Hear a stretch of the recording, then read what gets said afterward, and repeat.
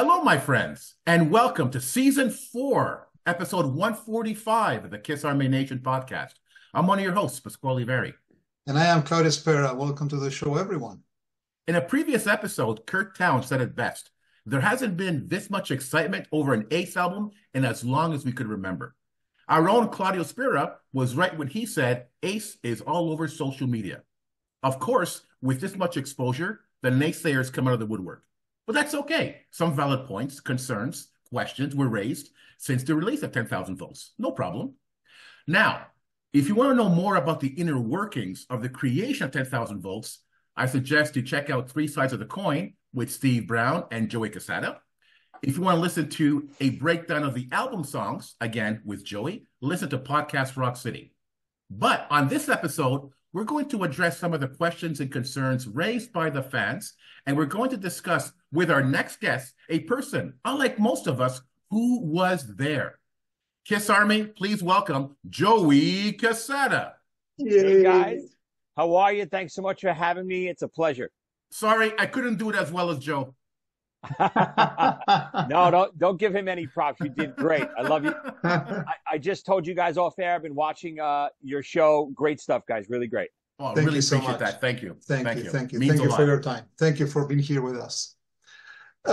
Joey, our listeners definitely know who you are, but if anyone wants to learn more about you, so we suggest they pick up your book, Start with a Dream. So we all know you've been a Kiss fan since you were 5 years old, and you had the opportunity to open for Kiss, play with several members of the band, and now play drums on half of the songs on 10,000 Volts. Joey, how does it feel? That's a loaded question. How does it feel? So surreal. I mean, again, just like you guys, I'm just like you. I'm just like other podcasters, Kiss fans. We're all Kiss fans at heart, and I'm no different. I saw Kiss 1979 on the Dynasty Tour. I was 5 years old. Changed my life forever. I knew at that moment I saw Peter Criss's Drum Riser go up.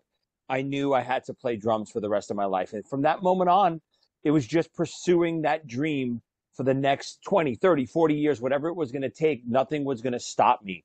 So, when things arise like this, tracking for the new Ace Frehley album, sometimes I have to go back and pinch myself. If I can only tell that little boy at Madison Square Garden when he was 5 years old, stick with it. Things are going to happen. Your dreams are going to come true. You're going to get to not only, see Kiss live and meet them, but play with them and become their peers. It's a dream come true. Wow. So, and Joey, how did you get involved with this album, with 10,000 Volts? So Steve Brown obviously is the producer, co-writer on the record. I know Steve very well. I've worked with Steve for many, many years. We do a lot of projects together. I do some Trickster shows with Steve and PJ.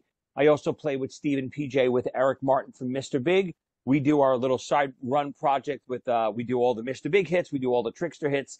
So much fun. We do that, dozen times a year just for fun across the country. But it's great playing those songs, hanging with those guys. And just over the years, we got really close. I know Steve's playing. Steve knows my playing. I love working with Steve, love working with PJ. And obviously Eric Martin from Mr. Big is one of a kind, one of the best voices in rock and roll. So, when Steve started doing this record, I remember it like it was yesterday. I was at a wedding with Steve. A friend of ours was getting married. And Steve knows what a Kiss fan I am, and Steve is. And he pulled me out into his car, said, dude, you're never going to believe this. I just started working with Ace to do his new record. And he played me a couple clips of Walking on the Moon. And I was floored, of course. And, I took him by the throat. I said, Steve, you have to get me involved in this. I'm here for whatever you need. I'm here. If you need tracks, you need demos, you need whatever you need, give me a call. I'm the guy. And that's really what happened. So a couple months later, Steve wind up giving me a call. Hey, dude, what are you doing this week? You're available to track some songs for Ace? Well, let me check my calendar. Let me see if I'm free. Obviously, I wiped out everything on my calendar that week and made myself available.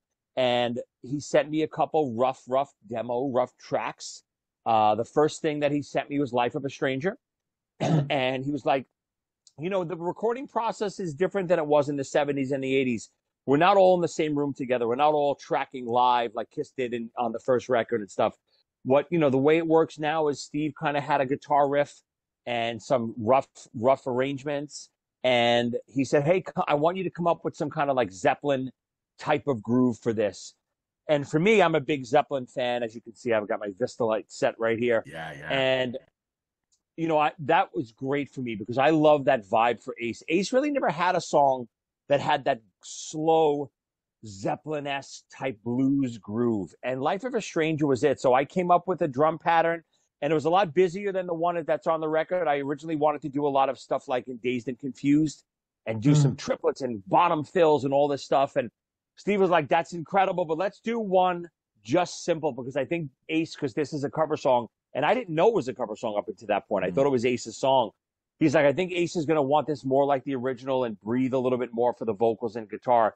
So I laid down another track, more simplistic, and that's the one that you hear on the record. And from there, Ace loved my playing, Ace loved my drumming, and I just kept getting called back. "Hey, we got another one we're working on. We got another one we're working on." So, it just snowballed from there. Imagine, that 5-year-old Kiss fan and now working with Ace Frehley on his album, man. I couldn't even imagine. It's incredible. The first night we were together when I did 4 songs the first day. I did Life of a Stranger, I did Back Into My Arms Again, I did Constantly Cute, and I did Fighting for Life. So many people don't know, I originally did Fighting for Life and Cherry Medicine.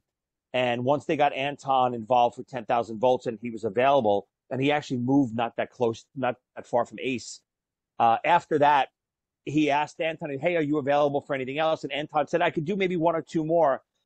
And I had already tracked most of the rest of the album, but he wanted Anton involved. So Anton redid my Fighting for Life and redid my Cherry Medicine. But rumor has it, Steve just mentioned this to me the other day, that my versions of those 2 songs are going to be on the deluxe version of 10,000 nice. Volts. So nice. That'll be fun to hear. Super. Oh, great. That's version number 8 for me then. You tell Joe I got him beat. How many copies does he have? Do you know?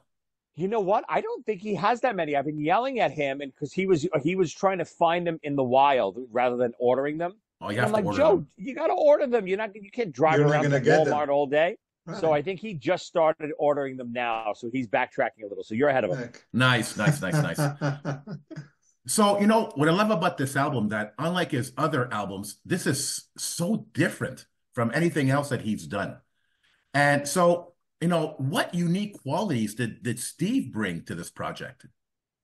Listen, Steve is incredible at what he does. He's not only an incredible producer, but he's a great songwriter and great arranger.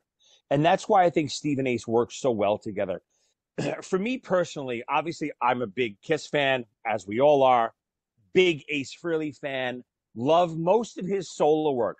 I personally love the Frehley's Comet records. I love that first Frehley's Comet record so much, just because I'm more of a pop type of fan. I like sing-along songs. I don't like grunge, and I don't like heavy music that much. I listen to a little bit of everything, but if you had to twist my arm, I'm a pop fan. I like to hear feel-good music. And I think that's what Steve brought to this record. Ace, if you listen back, to Unmasked Ace or Dynasty Ace or even early Frehley's Comet Ace, like the demo years and into that first record, Ace is very poppy. I know people want to distance themselves from that and think of Ace as Rip It Out and, Strange Ways and Trouble Walking, but Ace is very pop oriented. If you go back and listen to some Ace demos that were never released from those early 80 years, Girl Can't Dance, Audio Video, Back Into My Arms Again, which was one of those. They're keyboard, they're friendly, they're pop, they're almost new wavy. So Steve, coming from, the late 80s rock scene with Trickster, I think he brought all those pop sensibilities back to Ace that I think Ace just forgot about after a long time. I do like Ace's last few records, but there was some stuff on there that I didn't love. And in general, I thought they were just too droney, too dark. Yeah, right? too dark. That's the word I was looking for. Yeah. Thank you. Too dark. And I think this album has it all. It has energy. It has pop. It has catchy songs. It has blues. It has a little bit of everything, which is, I just think Steve brought a more well-rounded approach to the record. Mm-hmm. Yeah. And I think, one of the common themes that we were discussing with Pask is that when you listen to the album, from A to Z, it kind of makes you happy, right? So it's a feel good album, and this is quite unique. But isn't that what music is supposed to do, right? Yeah. For Right, me there you go. anyway, Yeah. I love melody and groove, and I want to feel good when I listen to music. There's nothing worse for me than putting on music and being sad or watching a Yeah. sad movie. I want to feel good. And Yeah. music to me makes me feel good. That's what, and listen, if we're Kiss fans, that's what we like, right? Kiss is a Yeah. party band. Yeah. Steve is a Kiss Van Halen fan. There's no bigger party bands than those two bands. So, True. that's why I love this record so much, because it is, like you said, you hit it right on the head, fun music. Yeah, it is. It is. And Joey, we actually, we can't believe here be talking to you. It's we have such a unique opportunity, man, for someone who was there and who was so involved. And Kiss fans were a rare species, right? So Oh, there's yes. and fans. There's all kinds of questions and concerns, about 10,000 volts, and so. You were there, so we would like to switch from kind of an interview mode to a discussion mode, which is more fun. When we have discussion panels, those are the best episodes for us. So we're going to address some of the questions from fans, and Pasc and I will give our opinion, our point of view, and then present it to you for check-in, and then see if it's what we think or not. So yeah, hit me. yeah, okay, and this is the fun part of it. So we want to assure our listeners that we did not practice this in advance, and Joey has no idea of what we're gonna say. Right? I'm a little nervous, but let's try it. There you go. So, Pas, on to you. Well, before we start, something else I want to say about the record. There is something about this record that really touched me in a way that I just can't explain. First of all, I love the hooks and the melodies in this album. It's you can't help but sing along to them. And you mentioned something on Podcast Rock City that for me really hit it on the head. It's about taking that record and putting it on the turntable and listening it from beginning to end. I mentioned it in a previous episode that I listened to 10,000 Volts. I liked it. I liked the song. Walking on the Moon, I wasn't too crazy about it. But then when I started listening to the album and you put those songs in context with the rest of the album, it just did it in the biggest way. I would really suggest people listen to this album like they should listen to it from the very beginning to the very end and just enjoy it. I couldn't agree anymore. And I think that was a conscious effort by Steve and Ace. Not only that every song is strong, but order really does matter. The order of the record, the feel of the record, the merging into one song from another. I personally, obviously I'm on the song, so I'm a little biased, but I love that the first two songs are the singles, and then you have Cosmic Heart. It's the first three, four, 5 songs are so different, but yet when you hear one and then by the time you're ending the 5th song, it feels like, wait a second, these were all different songs, but yet they all feel like the same record. Yeah. It's creating something as you go. Mm-hmm. No, absolutely. Absolutely. Now, we heard a lot of comments from fans when the album was released. And one major point that circulated online is that Ace had very little to do with the album. He didn't even do most of his solos, people were saying. Claudio, we'll start with you. I mean, you remember hearing about this? Yeah, Joey's nodding his head. It's like, I don't know where this came from, but anyways, we have a tendency of even trying to criticize anything that makes us happy. I don't understand why, but anyway, no, in my case, I don't think so. I think that I'm not a guitar player, but I've been listening to Kiss for more than 40 years now. And I think I can catch if it's Ace or not playing the solo. To me, it's all Ace. The solos, all Ace. That's what I think. I'm not a musician, so I couldn't tell if Ace played the solos or not. And I don't care. If I could tell, and they didn't play the solos, I don't care. It's a product that you're creating, and look at the final product. And it made me happy. I enjoyed the songs. And you heard about the like, auto tuning and Ace and play all this stuff. Well, look at Kiss, the backing tracks in concert. So what? Look at the show they put on. I don't care. I don't know how things were done behind the scenes here. And quite frankly, I don't care because I love that final product. And I'm not going to criticize it because I think this, I think that, these conspiracy theories. It was just an incredible album. And I just want to enjoy it, so leave me alone. Listen, I couldn't agree more. But I can't speak for every moment because I wasn't at each session. But when I was there, and from what I know, that's Ace, dude. I mean, this is Ace's record. Steve is very energetic in interviews, and I heard some of the interviews that people, I think, misunderstand the way Steve is presenting himself. Steve is a mega producer. He's influenced by Ezra and Mutt Lange and Bob Rock and all these guys.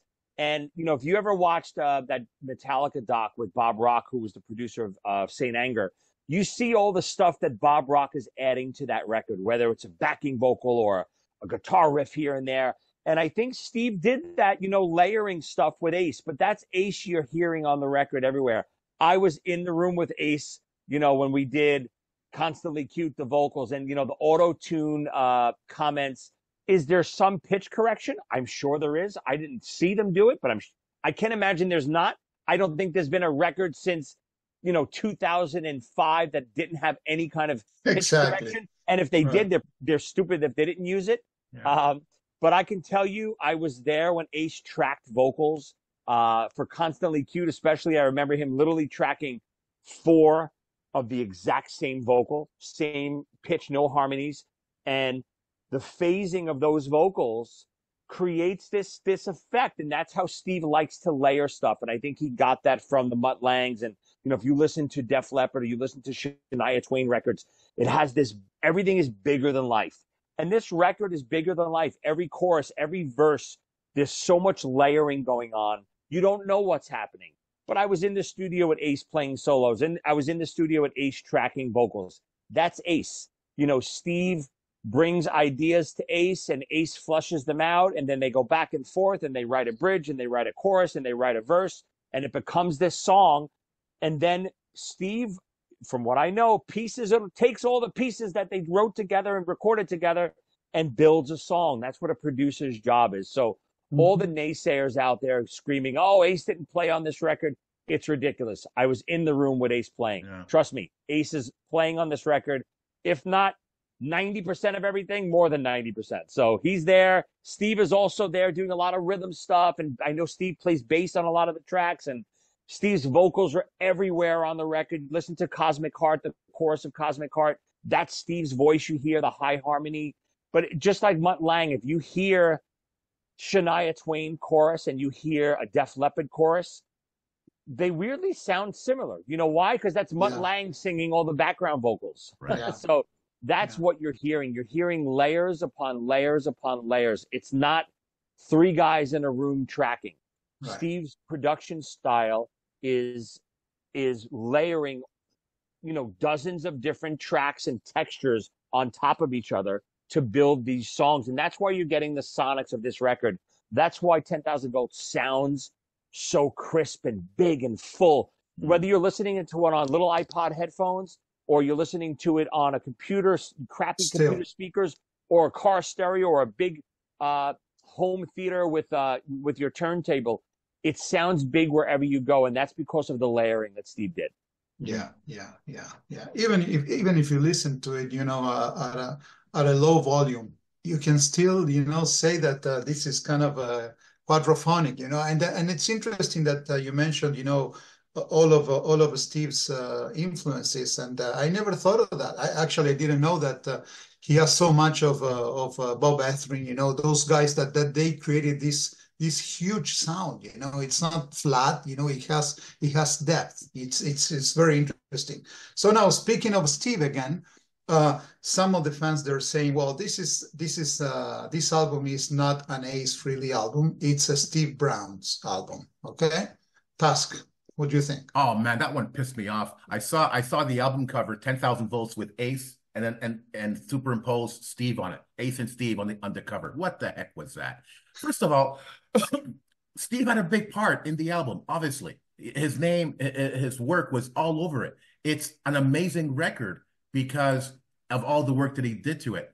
But also, he brought things out in Ace that I think nobody else could and nobody else has. Just look at Ace's track record. This is Ace's best album. And yes, it's because of Steve. Steve made this album great. He made this album possible, and he elevated Ace to a whole new level. But don't say it's a Steve. This is an Ace Frehley album through and through. Yeah, yeah. Well, you could I couldn't say better than that. And then in my case, before I give you I pass you the mic, Joey. I think it's a strong collaboration, and I think that's what Ace needed. Joey mentioned the last albums that they were kind of. I have the impression that the last Ace release album, not the Origins, not the covers, but the other ones, he was trying to find himself. Okay, now I think he's in a safe place, and the way he partnered with Steve Brown, that's magic. That's what he needed, and I think that it shows on the album. So Joey, on to you, my friend. Yeah, I think you can't win no matter what you do. Was the early Frehley's Comet Records a Todd Howarth Ace Frehley record? Yeah, Was right. Trouble Walking a Richie Scarlett Ace Frehley record? There you go. So I don't know why those are different than this record, right? The first two Frehley's Comet records, especially the second one, I like the Todd Howard stuff more than Ace's stuff. I know that might be blasphemy, but the Todd Howard stuff on those records is incredible. That didn't take away from Ace. It didn't take away. Did Ace play the solo on It's Over Now? No, that's Todd playing. You see him, he's doing it in the video, right? So, I don't know why that was all okay, but when Steve, a producer, comes in, it all of a sudden everyone thinks it's more of a Steve Brown album than an Ace album. No, it's an Ace Frehley album, co-written by Steve and produced by Steve. It's all of Steve's influence. He brought all his knowledge and influence, his songwriting ability to Ace, and then Ace utilized that the best way he can to make this fantastic record. Yeah. It's obvious that a lot of work was put into this record. Joey, how focused was Ace during the making of this album? Oh, I mean, I was talking to Steve periodically throughout the whole process, and even when I was with Ace in the studio, Ace was great. I knew Ace, a little bit throughout the years. He's seen me play. My band ZO2 had opened for Ace on numerous occasions, and I've been in Ace's company at different events and stuff. So Ace and I know each other. We jammed at Creatures Fest a year and a half ago, and then obviously we got to jam again at Kiss Cancer Goodbye this year. So Ace and I knew each other, but it's not something that he didn't have his guard up with me at all. So he was very down to earth, super focused, ready to work, always sending tracks to Steve. And when I was getting some rough mixes, I was on the emails with Ace and Steve.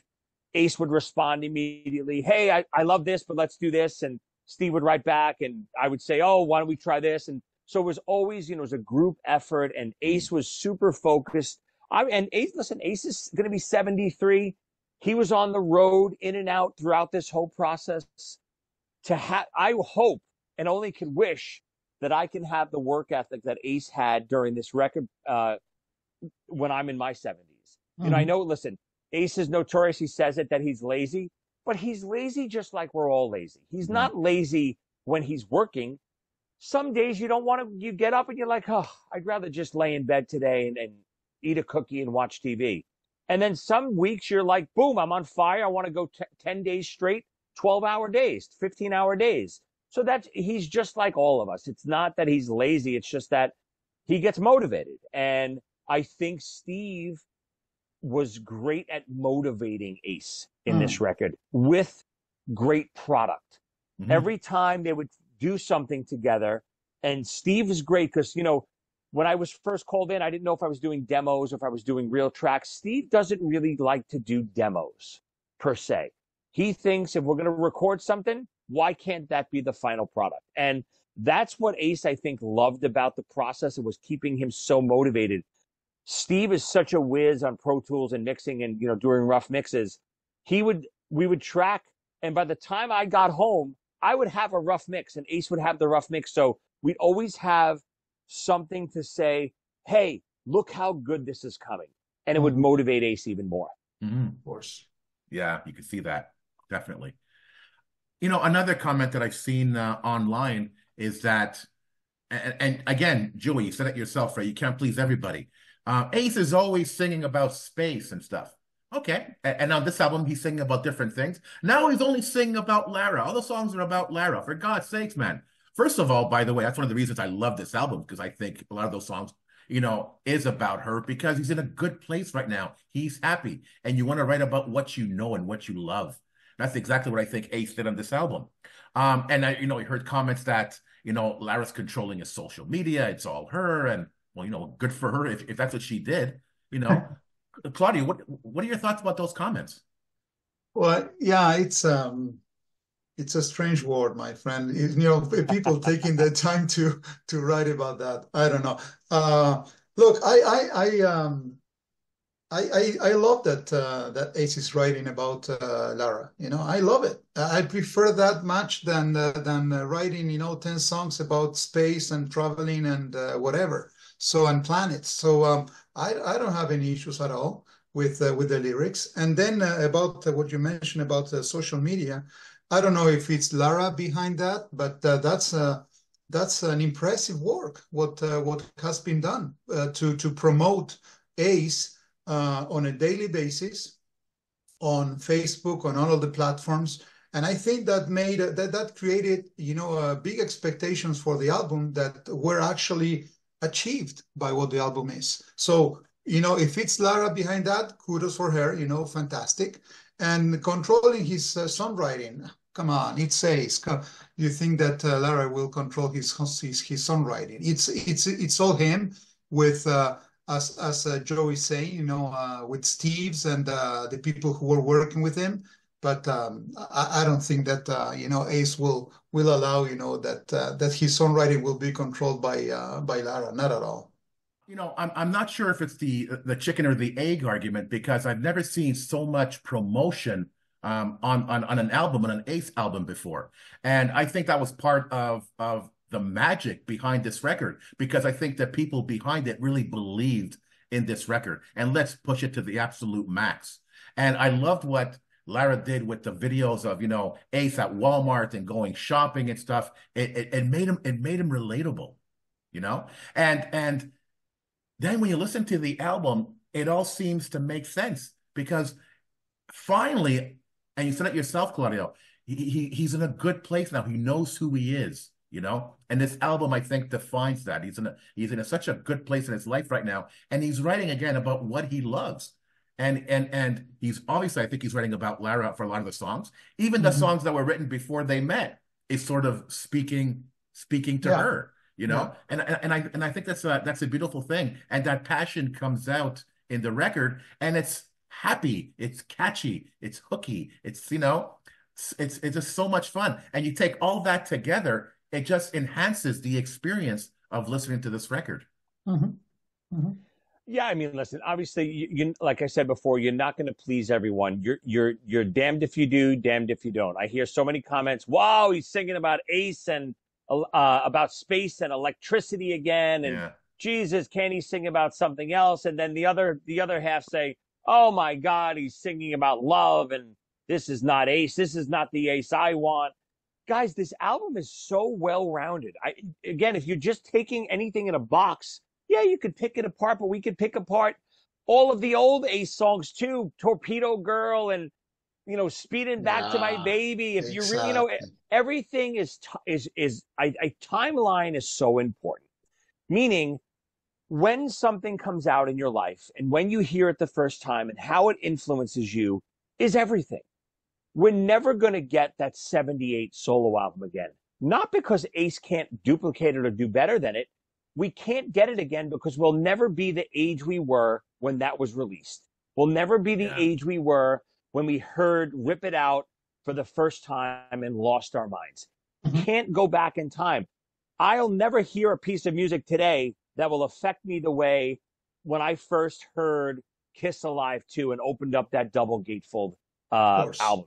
It's just the way it works. So no matter what you do, you can't compare. I hate when people try to compare this to 78, or he's not writing about this, he's not writing about that, and Laura's writing his lyrics. Guys, it's ridiculous. The album is so well rounded. Are there songs about girls and about love? Of course there are. Are there songs that have these, space play on words? Of course, like Walking on the Moon, but it's still about girls. 10,000 volts is not about just electricity. It's about girls, right? She hit me like 10,000 volts. It's another, every song you sing is about girls and about love and relationships. And listen to Kiss. That's what it's all about. And that's what these songs are about. Cosmic Heart has some of the best lyrics I think Ace ever wrote. It's about him. It's about his life. If you really read those lyrics, I think those lyrics are phenomenal. And then you have the other end of the spectrum. You have Constantly Cute, where it's goofy and it's cheesy, and Ace knows it's goofy and cheesy. That's the part of it. I just did another interview earlier today, and I was in the studio when we were trying to come up with the line. I think Ace says, "The bees always surround you." Something like you taste something, and we couldn't come up with what to come up with after that. We were spitballing ideas and trying to come up with a word and some line, and Ace just started laughing. He's like, I got it. How about your taste make you taste so delicious, my taste buds smile. And he loved it. It was so goofy, but it worked because that's a pop song. It's a fun bubblegum song. Right. Listen to Speeding Back to My Baby, right? Speeding Back to My Baby. And I don't mean maybe. I mean, come on. She's my only girl, and to me, she's just the world. So maybe, I mean, it's great because I listened to that when I was 5 years old. Right. So it was amazing. But if that came out today, people would have a problem with it because they think it's not deep enough. Guys, people are reading into stuff too much. Listen to it. Don't compare it to something else, and just enjoy it. Yeah. That's a great point, because at the end of the day, our heroes now, 73 years old, whatever, but they're still them. That's still Ace Frehley at 73. It's the same as if I want to change you, Joey or Pask, for someone else. So Joey, Ace will never become Dylan, so he wrote about that, and us, being Kiss fans, okay, we cannot talk, great things about lyrics, because, what do we have, from the band? It's crazy. But you mentioned, I don't want to touch again on that, but Constantly Cute. And then some people are saying that stylistically, the album is not very consistent. It's because, oh no, Ace would never write a song like this or that. But you just said that. So, anything goes. At 73, you can do whatever you want. Of course. And even listen to his other records. Listen to the 78 record. You have a song like Rip It Out, and you have a song like Snowblind and Ozone with, this deep stuff going on, and these cool lyrics, and, this cool vibe. And then you have What's on Your Mind and New York Groove and Speeding Back to My Baby, stuff that's poppy and user-friendly. The first Frehley's Comet record, you have Into the Night. I know it's a cover song, but you have Into the Night. You have Dolls, Calling to You. But then you have Stranger in a Strange Land. You have Love Me Right and stuff like that. Rock Soldiers. You have a mixture of everything. That's what I'm saying. Timeline and your age when stuff is released is so important. This record has all the balances of those records. And I think that's a conscious decision by both of them. They didn't want to go all this way or all that way. And I think some of the recent Ace records were, like you said, all dark. Or all this and all that. And some of those records had some great stuff on it. Like I really liked Anomaly. But this record, I really think, is the opposite. It's way more well-balanced, much more like 78 and the first Frehley's Comet record. Mm-hmm. Mm-hmm. What do you want? AC/DC, every album is the same? Or like Kiss, different styles of music. It's more fun that way. And after all the albums that Ace released, he's still releasing stuff that's different. And I mentioned Constantly Cute because I heard that comment on another podcast. It's like, says who Ace wouldn't write that song? Why wouldn't he? And I think it's fantastic that he could because Yeah. he is writing something different than he usually writes. And again, I was sitting next to him as he was writing the lyrics. So trust me, guys, he wrote it. Right, right. Yeah, I saw that on the podcast Rock City. You guys are like running it together, going back and forth, and that's fantastic. That's fantastic. I think I might even have some handwritten lyrics I took that night. Oh wow, that's amazing. That's amazing. And you also mentioned on podcast Rock City, some of his covers. He makes it his own. My favorite song in this album is "Life of a Stranger." Wow. I know it's a cover, but oh my God, what a song. You've never heard Ace do anything like that before. And again, it's social media, right? I saw the video where Ace was in the car and he was saying that he wanted to do this song and he wasn't sure if he'd be able to do it because of his voice, he'd be able to pull it off. And then I'm hearing it like, oh my God, he pulled it off. Once again, Ace is still challenging himself. He wasn't playing it safe on this album. He was challenging himself. Was that something conscious as well, Joey? I think that's a lot where Steve comes in. And I think that's the producer's job in any real project. A producer wants to push you out of your comfort zone. A producer is not going to take, oh, that's good enough. No, it's not good enough. I want it better. I want to go beyond your boundaries. And I think, unfortunately, I think Kiss, fell into that trap with Monster a little bit. The self-produced album. They didn't have someone, and some of Monster I really like. Sonically, I don't love the sonics of the record. I think it wasn't produced well or engineered well. But I think a producer's job is to tell you, guys, that's not good enough. Yeah. That chorus that you have is not a chorus. That's a pre-chorus. We need to lift it. The song needs to lift again. And I think that's what Steve did with Ace and pushed him to the limits. Maybe Ace doesn't go for Life of a Stranger, even though it was Ace's idea to do it. Maybe Ace doesn't do it without Steve's influence and say, no, Ace, you can do it. Even with Back in Your Arms Again, I remember tracking that and Ace was worried because it's high for him. And Steve's like, dude, you can do it. He's like, man, I don't know if I don't think I can do it. That's tough, man. I was, 29 years old, 30 years old when I tracked that the first time. And Steve's like, no, dude, I'm telling you, let's push and push and push. And he pushed him to do it. That's the producer's job. It's not just to co-write songs and, do that. It's to help the artist reach a new level. And I really, not because Steve's my friend or not because I'm on the record. I think Steve accomplished that with this record. And I think Ace should be proud that he got to this next step in his career, which is this amazing record that probably he couldn't have done by himself, self-producing. That's for sure. Yes. Yeah, yeah. And also a lot of people are saying, because this is, again, I can't say it enough, it's an incredible album.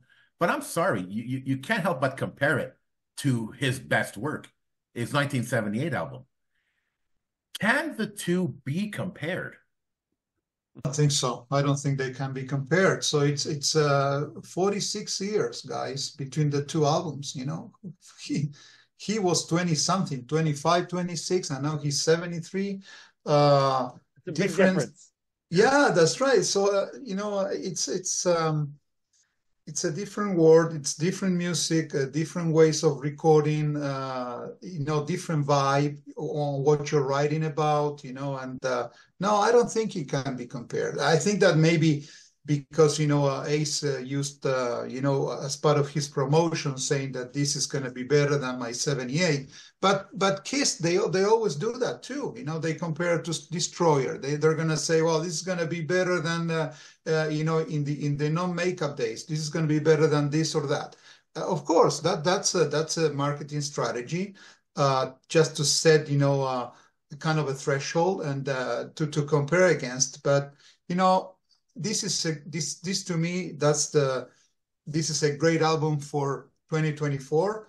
And if I want to listen to 70s music, I'm going to put the 78 album. That's it.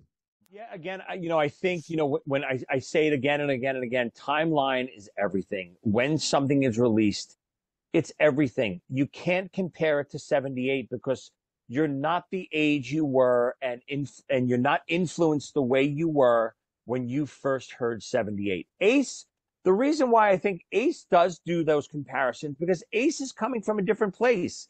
He's not a fan. He's Yeah. Ace. So we're fans. We can't hear something new today, being the age we are, going through the life experiences we've gone through, expecting something as good as we felt when we heard the 78 record or the first time we heard Destroyer or the first time we heard Creatures of the Night. You can't compare something now, even if it might be as good or better. I'm not saying it is or isn't. I'm saying it's impossible to compare. It can't be as good for me as 78. It can't be because I'm not the age I was when 78 came out. If this album came out in 1978 or 1980 when I was a kid, this album maybe it is better. I have no idea. It's impossible for me to tell. Even like with my own records, my ZO2 records, we're our fourth record in, and some of the stuff on the fourth record I think is way better than the first record. But I hear fans tell me, and we're a baby band. I hear fans telling me, "Oh my God, no way! The vibe on that first record you can't compare to the. How could you even think of saying that this is the?" I'm like, I'm not thinking of it like you're thinking of it when you heard it. I'm thinking of it as an artist perspective, and I'm hearing how I grew as a musician or a singer or a drummer, and I think that's how Ace is looking at it. Ace is looking at it as what he felt like he accomplished with this record, as opposed to 78 and Frehley's Comet and all that stuff. And is it part of it's probably a marketing ploy? We all know that. Like you said, Kiss did it every record in the 80s. Animalize came out. Oh, it's a mixture of Destroyer and Love Gun. Crazy Nights came out, which sounds nothing like Destroyer. And I happen to love Crazy Nights. It's one of my favorite records. Oh, it sounds like Destroyer. I watched an interview the other day. No, it sounds nothing like Destroyer. What are you talking about? It's a promotional tool. Yeah. And back to what you were saying before, that, back to promotion, this record, I think, got the promotion that it got and the heavy online presence because the record label, Monarch Heavy, believed so much in it. Mm-hmm. If you don't believe in something, you're not going to push it because it's not going to have legs. It's only going to sell to the common Kiss fan. This album, and I know I'm biased again because I'm part of it and I'm a Kiss fan and I'm an Ace Frehley fan. There was the buzz, and there still is, around this album, unlike I've heard in a long time, especially in our community, in the Kiss community. Even like when something like Sonic Boom first came out, or Monster came out, or even Psycho Circus. I mean, there's a big buzz around Psycho Circus because it was, billed as the new album with the original four, even though looking back, we know that really wasn't the case. This album has a buzz about it and an online presence that I think can be credited to Ace. I think it could be credited to Monarch Heavy, the label, Steve, and Ace's new social media person, who I think the label hired for him. They've been doing a tremendous job. I guess I stand alone on this because I'll say it. I said it before. I'll say it again. I like this album better than the 78. Wow. But Joey, you made me realize why. I could never compare anything today to Destroyer because I grew up with that stuff. I get that. I was never a big Ace fan like that. I never loved Ace as much as I love Kiss. And even his solo album, it wasn't my favorite. I like Paul's better than his. And his solo stuff, it was good. I liked it. I supported him. But I listened to it a couple of times and I put it away. But I gotta tell you, with this album, I've become a huge Ace Frehley fan. For me, this is it. This is what Ace Frehley should have been from the very beginning. And we said in the previous episode, the solo album was a great start, and hopefully he should have gone higher and higher and higher with that album after that album. But I felt it plateaued, And now this album took it to the next level. Just take the 78 album, this one, put them together, fantastic Ace. So I guess I stand alone, but to me, nothing compares to this one. I just love it. Listen, that's great to hear. Yeah, well said, man. So now, speaking of products and marketing and promotion and all of that, which is really interesting. Ace released many different variants of the album, different color vinyls, different covers, blah blah blah. So, and someone said, all these variants are getting out of hand, so it is just another cash grab. Okay, so Pask. If they by cash grab they mean it's about making money, it's a business. Of course, it's about making money, but we decide if we're going to buy something or not. If we don't like it, we don't buy it. I found it fun going after a lot of these variants. I have the three cover variants, the splatter edition, the indie edition, the CD. I'm getting the picture disc at Record Store Day, and now the deluxe apparently is coming out. I can't wait for that one. I'll get a few versions of that. It's just so much fun to collect. I'm only going to open one, and the rest of them I keep them sealed just because it's nice to have. But yeah, of course it's about making But money. you will have to open the deluxe, because if he has Joey on drums on the two songs, that's going to be different, man. Yeah, but I'm going to buy two, one sealed and one Oh, unopened. there you go. Good work. You know? That's a true Kiss fan right there. Absolutely. And let's see if Polo can beat that. So stop complaining. I mean, if you want to buy it, do it. If you don't buy it. Why do people have a need to complain about these things? I don't get that. And if we put all of this into perspective, that we are Kiss fans, so what are we complaining about? The most cash grab band in history. So whatever. Oh, so then you do what you feel. It's whether you buy it or not.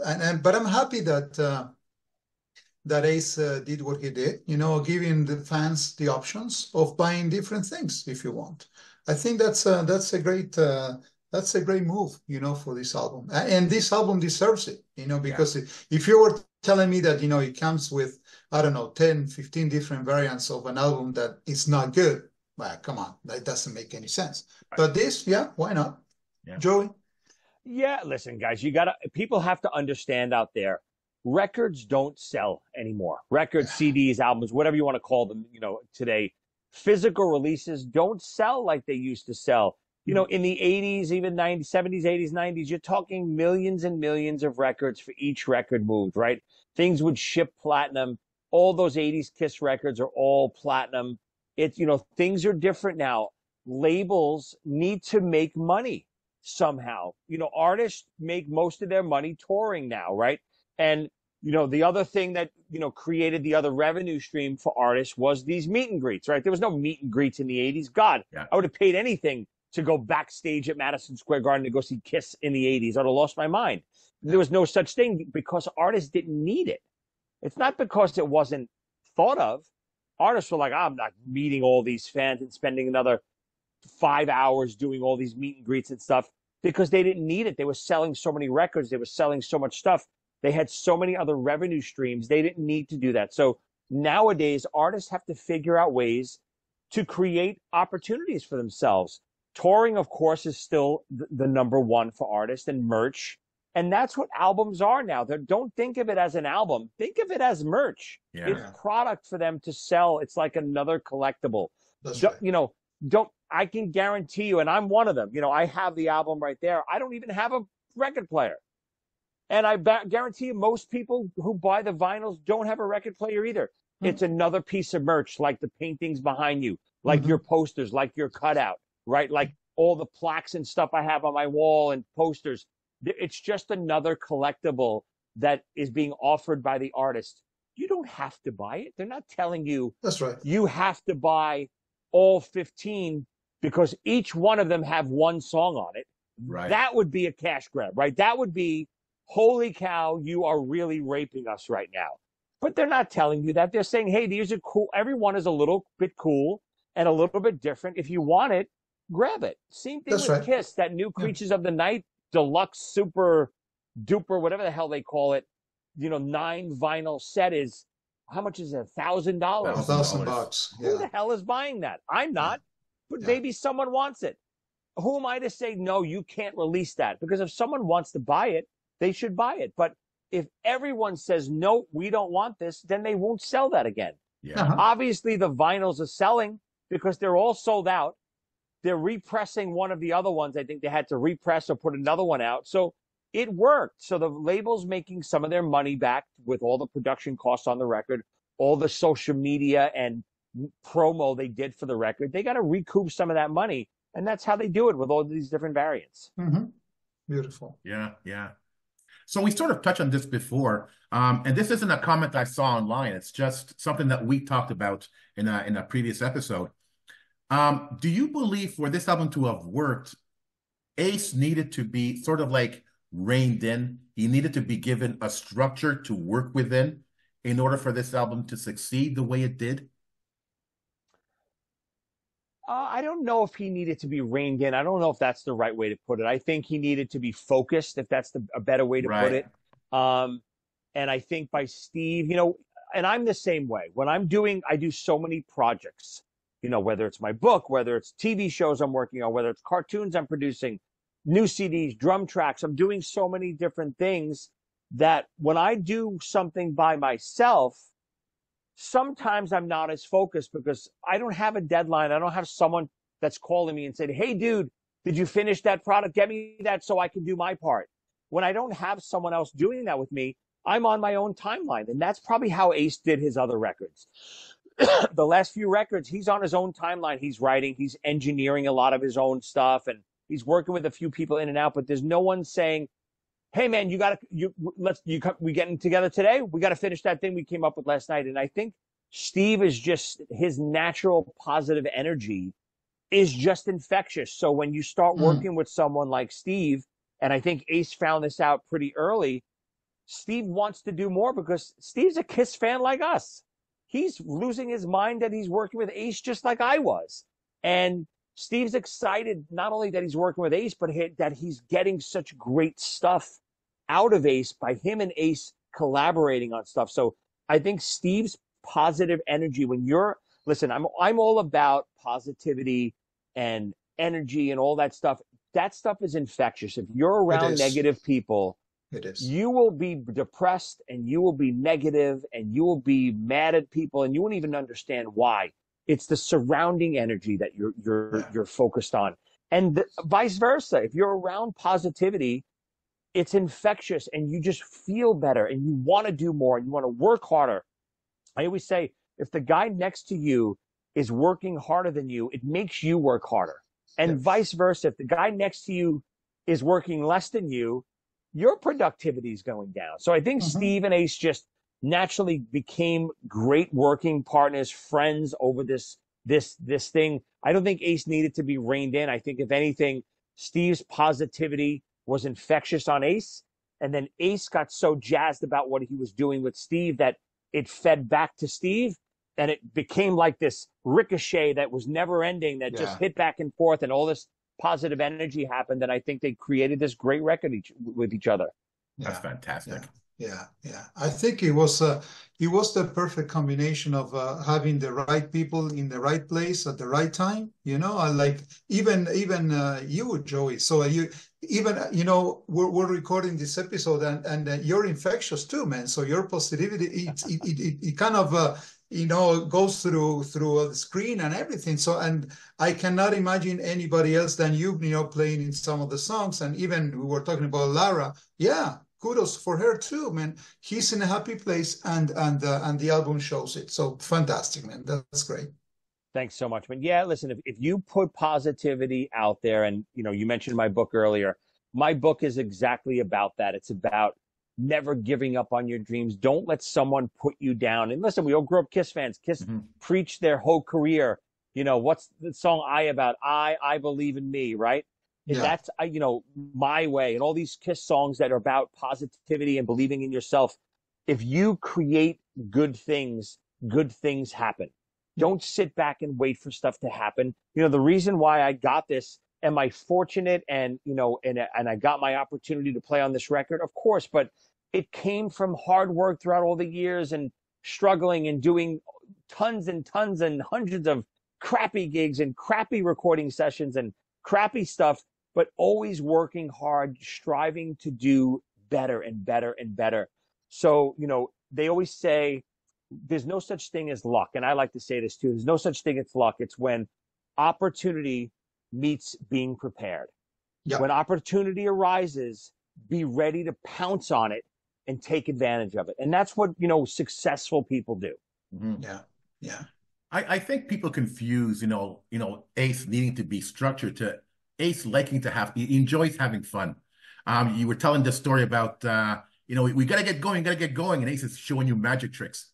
you know, I think that was a fantastic story. Yeah, again, it was, in the studio we're tracking, and Ace is just enjoying himself. Yeah. He's not pressured. Oh my God, we got to get this song done, or come on, I want to go home and go to sleep, or he's having fun. He's literally, I brought cannolis that day, and Ace is digging in his bag for like some kind of paper. I'm like, Ace, what are you doing? Hold on, I got to show you this trick. You're gonna lose your mind. And Steve's like, Ace, we're in the middle of one of the mic. Literally, the track is ready to be recorded, and Ace is just having a good time showing me magic tricks. And he made like a bow tie out of a dollar bill, and just goofing around and having fun.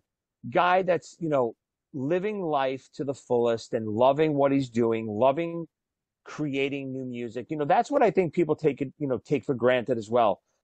Kiss is over, right? As we know it, the touring band Kiss is over.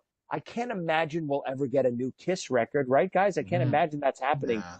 We should be thankful that we're getting new product, especially perfect timing.